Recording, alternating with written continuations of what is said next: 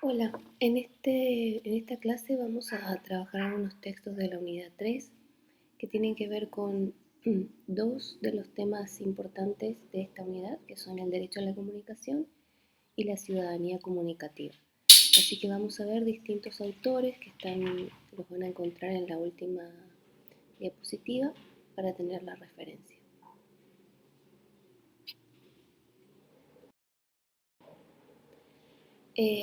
Para desarrollar este tema, lo primero que tenemos que tener en cuenta es de qué concepto de comunicación estamos partiendo. Entonces revisamos algunas ideas clásicas que tienen que ver con eh, el concepto de comunicación como práctica social, como proceso de intercambio y construcción de sentido, y también, que es lo que vamos a desarrollar ahora, como un derecho fundamental. Las primeras dos acepciones son las que ya habíamos trabajado y que ustedes también trabajaron en materias anteriores, y la concepción de la comunicación como un derecho es lo que vamos a desarrollar. Pero partimos de esa idea de que todos somos comunicadores porque comunicarse es una necesidad social. Si no pudiéramos comunicarnos, no podríamos estar en una relación social. De ahí la condición inescindible de la comunicación en el binomio sociedad y cultura. Partimos entonces de esta definición de comunicación de Marita Mata, que la entiende como el conjunto de intercambios a partir de los cuales se van procesando identidades, normas, valores, se articulan intereses, se acumulan saberes y poderes, y entonces la comunicación es el terreno privilegiado para la construcción de sentidos del orden social, es decir, es en la comunicación donde los diferentes actores proponen sus propios sentidos del orden social y van a competir para ver cuáles se tornan hegemónicos. Entonces acá en esta definición ya hay una concepción de la comunicación ligada al espacio público, ligada a la producción de sentidos y ligada a los procesos siempre conflictivos de construcción de sentido y de imposición de sentido para la definición de un orden social. Ahora vamos a ver cómo relacionamos entonces esa noción de comunicación con la noción de ciudadanía. Si definimos que la comunicación es una necesidad social y que la comunicación es necesaria para la configuración de un determinado orden social a partir de la producción de sentidos que se tornan hegemónicos o no, esa concepción nos liga a la noción de ciudadanía, entendida como la condición de ciudadanos en el marco de un territorio, que es la noción clásica, pero ya vamos a discutirla. ¿Por qué relacionamos entonces comunicación y ciudadanía? Primero porque para comunicarnos necesitamos participar con la palabra, y eso lo permite la comunicación. La comunicación permite generar encuentros e interacciones con otros en lo que llamamos espacio público, que es donde ejercemos nuestra condición de ciudadanos. Por eso entonces comunicarnos nos permite ejercer la ciudadanía, porque nos permite constituirnos como ciudadanos frente a otros. Y también porque la comunicación es la práctica necesaria que nos permite poder reclamar frente a los poderes de distintas esferas, ya sea económica, política, social, cultural, nuestros derechos. Para reclamar nuestros derechos necesitamos poder comunicarlos a otros. Por eso, entonces, necesitamos hacer públicas nuestras necesidades, demandas, propuestas y opiniones, y eso lo hacemos a partir del ejercicio de la comunicación. Y porque sin comunicación no hay participación, y sin participación no es posible establecer formas de representación y delegación en manos de unos pocos. Cuando no participamos, delegamos nuestro poder, nuestra capacidad de decisión, nuestra capacidad de propuesta y de demanda a otros. Veamos entonces cómo fueron pensadas las ciudadanías a lo largo de la historia para tratar de entender un poquito más esta relación entre comunicación y ciudadanía. Para eso yo me baso en un autor que se llama Tejerina, que recupera a otro autor que se llama Marshall y establece la diferencia entre dos maneras o dos versiones de entender la ciudadanía. Una que llamamos formal y otra que llamamos sustantiva. La formal sería aquella que está ligada a las condiciones eh, efectivas para que una persona sea considerada ciudadana. Por ejemplo, haber nacido en un determinado territorio, tener un registro formal eh, por parte del Estado en ese territorio, y eso te da acceso a determinados derechos consagrados en la Constitución, como son los derechos, bueno, los derechos humanos básicos, los derechos políticos, derecho a elegir y también algunas las garantías que vienen, las obligaciones, perdón, que vienen con ellos. Pero hay otra manera de entender la ciudadanía,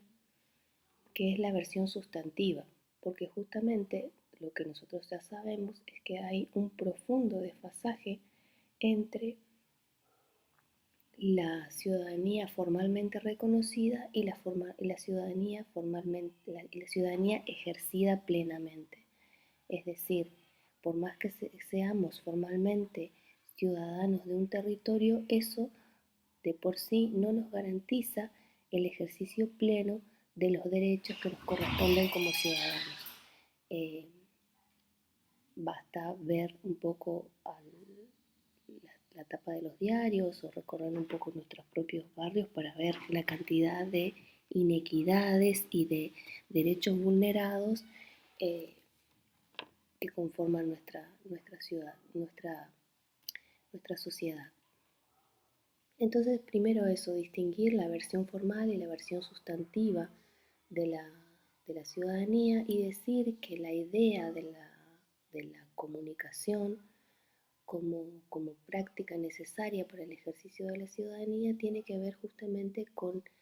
la aspiración a esa ciudadanía sustantiva de plenos derechos. La otra cuestión interesante que trabaja este autor tiene que ver con de dónde vienen nuestros modelos de ciudadanía y hace un recorrido interesante sobre la historia del modelo de ciudadanía, especialmente formulado después de la posguerra, pero que decanta en realidad un modelo que es mucho más, eh, mucho más viejo. Ese modelo de la ciudadanía que se consagra después de la posguerra planteaba básicamente tres vías de acceso a la condición de ciudadano. La nacionalidad, es decir, pertenecer a un determinado Estado-nación, la condición de trabajador, es decir, el empleo como segunda condición, y la masculinidad como tercera condición de género,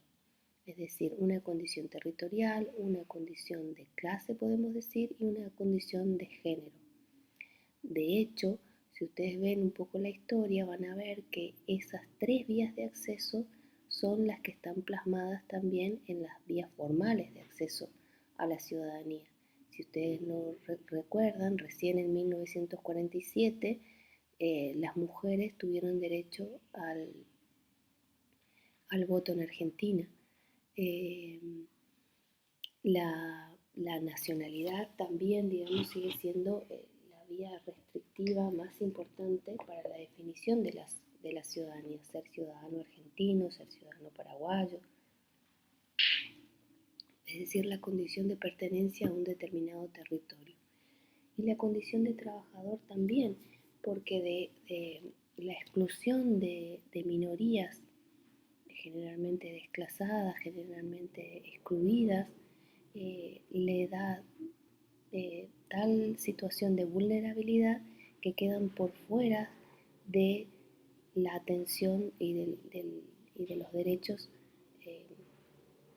que los amparan como pertenecientes a un determinado territorio. Sobre este punto nosotros siempre recomendamos que vean la película que ya tienen la referencia en el aula virtual, que se llama Las sufragistas, que va contando justamente cómo las condiciones de empleo, las condiciones de género y de nacionalidad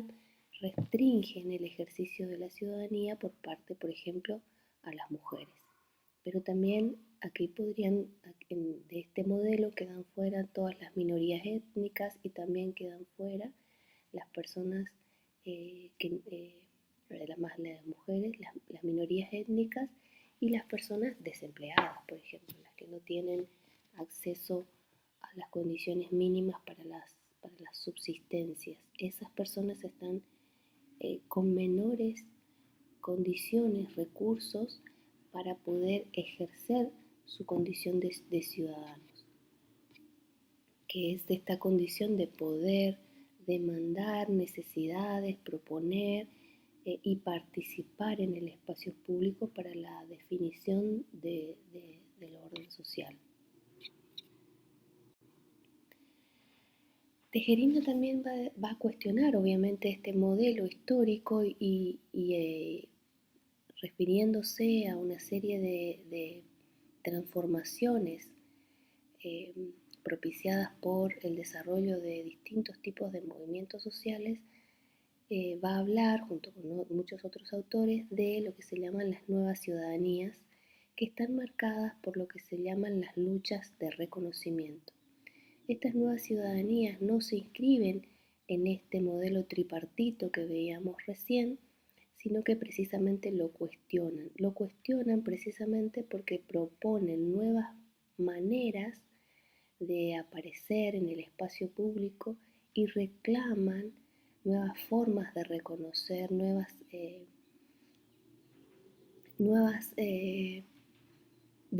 referencias identitarias para que sean reconocidas en el espacio público.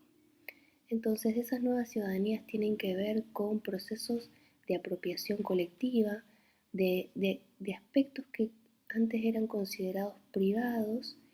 como por ejemplo la violencia contra las mujeres o la violencia doméstica. Esos temas que han sido históricamente recluidos al ámbito de lo privado han sido apropiados colectivamente y justamente eh, retrabajados, repensados, cuestionados. Lo que precisamente en este tema se cuestiona es la reclusión de esos temas al ámbito de lo privado y se invierte la relación y se dice no, lo personal también es político, esto no son cuestiones del orden de lo privado, sino que son cuestiones que meritan la discusión pública y por lo tanto la definición de políticas públicas para parar la violencia contra las mujeres. Entonces, esa es, esa es una primera cuestión, ¿no? Los procesos de lucha que alteran la definición de lo que se considera de interés público. La otra cuestión tiene que ver con la centralidad que van adquiriendo las lógicas de reconocimiento y redistribución. Vamos a ver esto más en detalle con otra clase de un texto de Nancy Fraser, pero básicamente esto tiene que ver con la manera en que son reconocidos los distintos actores de la sociedad, con qué estatus son considerados para la interlocución en la comunicación pública y cuáles son las reglas y las normas, los valores que rigen las políticas de redistribución de los recursos materiales o simbólicos. Cuando hablamos de redistribución, entonces estamos hablando de la discusión de cómo se reparte aquello que se considera que es común. Las nuevas ciudadanías también tienen que ver con la redefinición del espacio público, que se ha dado justamente a partir de esta reformulación de cómo son concebidas las ciudadanías. Si ya para discutir en el espacio público en tanto ciudadano no es necesario o se cuestionan que las vías de acceso sean por la vía de ser trabajador formal, por la vía de pertenecer formalmente a un Estado-nación o por la vía de ser hombre, hay nuevas otras formas que disputan la participación en ese espacio público a partir de otras referencias identitarias. Esas otras referencias identitarias tienen que ver justamente con aquello que moviliza la agrupación y la apropiación colectiva por parte de los movimientos sociales, ¿no? Tejerina va a decir que en esas luchas por el reconocimiento es importante retomar esa idea que veíamos en las clases anteriores del espacio público como una única esfera o el espacio público como múltiples esferas y múltiples públicos para la discusión. Entonces, Tejerina va a decir que la formación de contrapúblicos es una manera en que las nuevas ciudadanías se van abriendo camino. ¿Por qué? Porque esa formación de contrapúblicos permite la conformación de una esfera semipública, podríamos decir, en donde se desarrolla lo que él llama la fase de formación de identidad colectiva, que permite el reconocimiento entre pares de personas que viven o atraviesan situaciones similares. Luego una fase de negociación, es decir, una vez que se empiezan a conformar esos contrapúblicos empiezan a participar de la discusión pública con otros actores y se empieza justamente a un proceso de lucha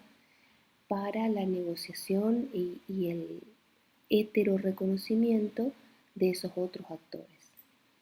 En esa fase de negociación es muy importante justamente todo lo que se puede trabajar en la fase previa de conformación de los contrapúblicos, donde lo importante es la formación de esas nuevas identidades colectivas que se reconocen a partir de otras ascripciones, ya sea de género, ya sea, por ejemplo, de preocupación por el medio ambiente, que es otro elemento de agregación y de producción de nuevas ciudadanías, ¿no? Y lo que está en juego acá entonces son las luchas por la apropiación simbólica del sentido de las cosas, que es lo que debe debatirse como interés público en el espacio público. Si ustedes piensan, por ejemplo, todo el movimiento de lucha, especialmente liderado por los jóvenes, para que se atiendan las consecuencias gravísimas del cambio climático, exceden la condición de ciudadano perteneciente a un Estado-nación. Es decir, esa adscripción, esa condición ciudadana nueva que se va formando, no nos interpela únicamente como ciudadanos de Argentina, de Paraguay o de algún lugar del mundo, sino como ciudadanos del mundo, que tenemos que hacernos cargo del lugar donde vivimos. Tampoco nos interpela por nuestra condición de edad o de género, ni por nuestra condición de trabajadores. Entonces son otras las vías de adscripción identitaria en las que se van formando estas nuevas ciudadanías. Y lo que tienen en común es que justamente ponen en primer plano luchas por el reconocimiento de estas nuevas otras identidades como pasaporte para la discusión y la participación en el espacio público. Entonces, a partir de estas ideas podemos hablar de nuevas maneras de entender las ciudadanías que van más allá de concebirlas como un derecho que busca contribuir al bienestar o la pertenencia a un Estado nacional. Vamos a entender las ciudadanías entonces como el medio para garantizar que los objetivos sociales sean presentados en decisiones públicas y que siempre va a estar ligada a un componente de participación, de movilización y de apropiación colectiva. Es decir, estamos entendiendo las ciudadanías como un proceso de participación, de acceso y de participación en el espacio público, mucho más allá de tener una condición formal.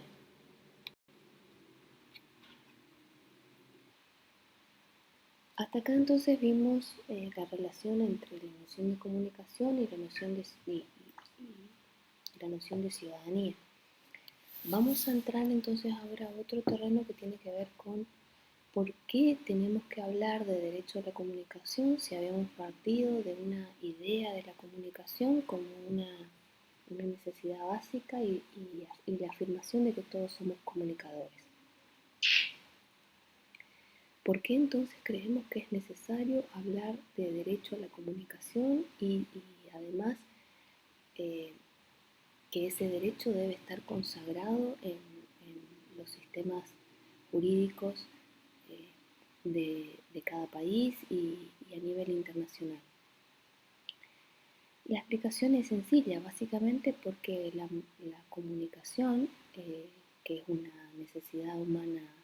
esencial, se da en condiciones de extrema desigualdad, que están dadas justamente por el modo de producción capitalista, que produce justamente una sociedad desigual, con prácticas comunicativas desiguales. Las personas, los actores, tienen capacidades y recursos diferentes para poder acceder y participar en el espacio público. Ya habíamos visto cómo se dan las formas sutiles de exclusión con el texto de Nancy Fraser, pero también hay que considerar las condiciones materiales objetivas de acceso al espacio público, ya sea las condiciones mínimas de conectividad, que es lo que pudimos ver con las condiciones de pandemia, por ejemplo, que resulta que si no tenés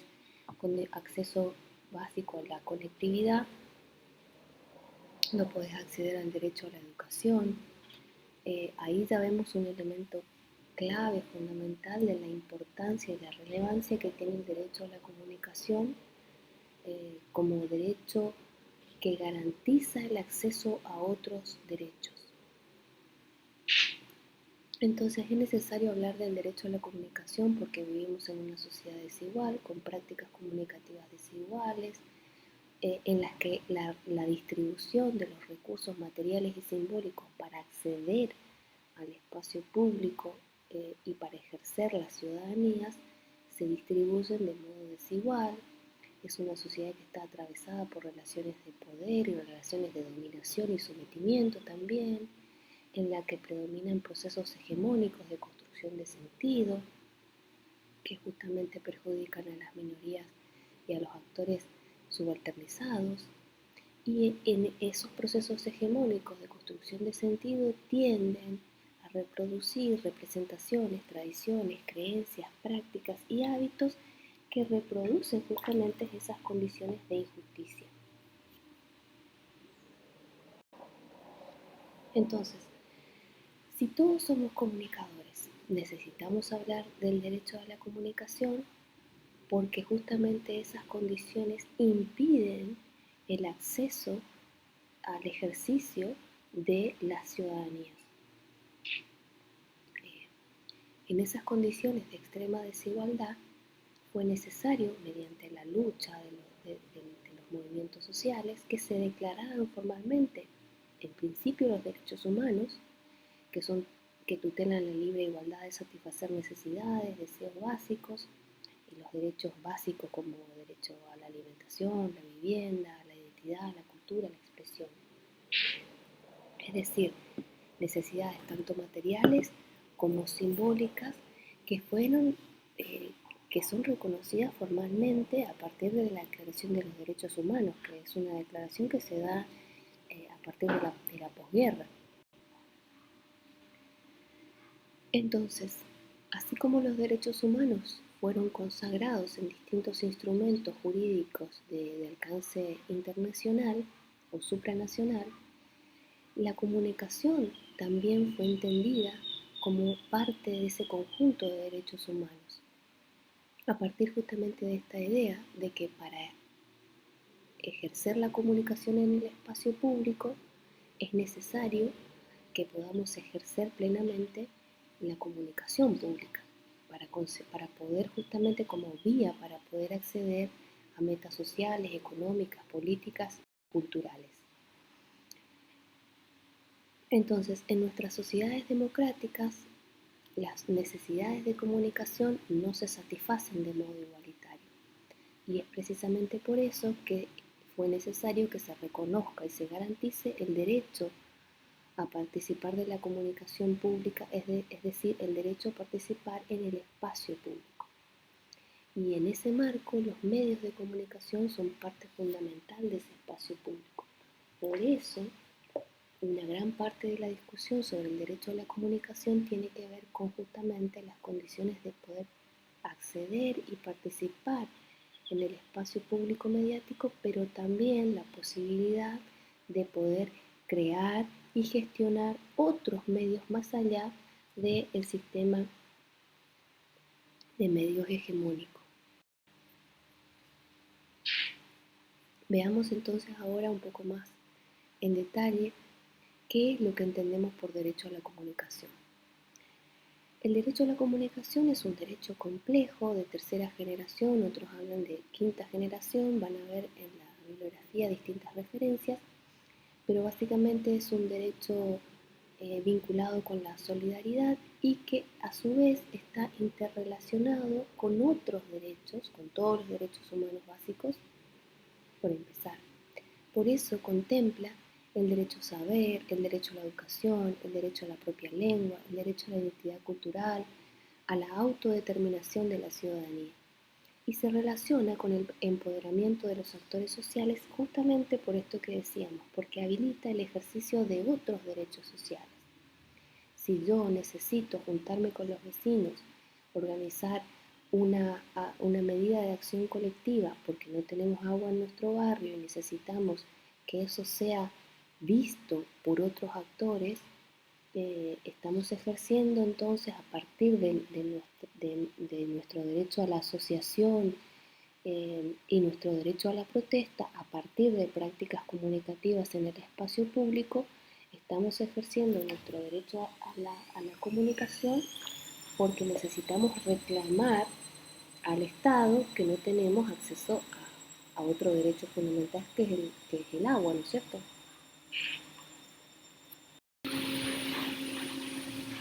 Entonces partimos de esta idea de que el derecho a la comunicación es un derecho humano básico que el Estado debe garantizar y que a su vez es interdependiente y garantía del acceso a otros derechos, a los derechos humanos básicos. Y es importante entender que a pesar de que el derecho a la comunicación engloba la libertad de prensa, el derecho a la información, el derecho a la libre expresión, no se agota en ellos, porque como vimos, incluye muchos otros derechos interrelacionados. Y porque a su vez tiene que ver con otro principio, con el principio de integralidad de los derechos humanos. Esto quiere decir que los derechos humanos básicos deben ser considerados como un todo en conjunto, de manera íntegra. No es que yo puedo tener acceso a la vivienda y entonces si tengo acceso a la vivienda no importa si tengo acceso a, al agua. No, para que se cumplan los derechos humanos básicos deben darse en su integralidad. Entonces, esto también es importante, que el derecho a la comunicación también se concibe bajo esa idea de integralidad. Y también para que se entienda que el derecho a la comunicación no se restringe a la participación o el acceso a los medios de comunicación, que es donde se da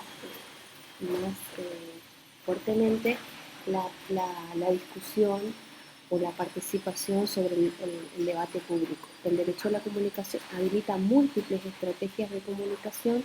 que incluyen desde la posibilidad de tener un medio de comunicación alternativo que discuta la agenda hegemónica, como también la posibilidad de participar en los medios comerciales y de que las distintas identidades individuales o colectivas sean reconocidas con estatuto pleno de participación en el debate público, pero también como la posibilidad de otras estrategias de comunicación que tienen que ver con estrategias de acción colectiva en el espacio físico territorial. Entonces, el derecho a la comunicación tiene que ver también con el derecho a crear, circular ideas, opiniones y conocimiento por múltiples medios.